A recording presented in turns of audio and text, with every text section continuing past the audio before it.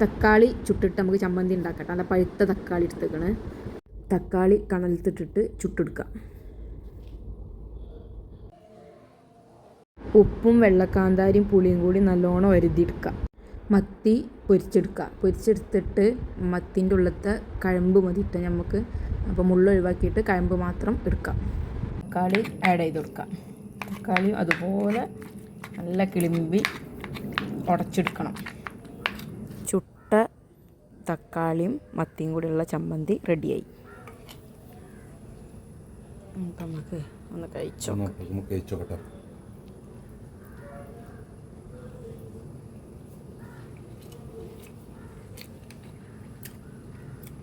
സൂപ്പറാ. കറിയൊന്നും വേണ്ട, കറി ഇവിടെ ഉണ്ട്. എന്നാലും ഇത് മതി. എല്ലാവരും ഇതുപോലെ ഒന്ന് ട്രൈ ചെയ്ത് നോക്കിട്ടാ. അടുത്ത വീഡിയോ ആയിട്ട് വീണ്ടും കാണാം.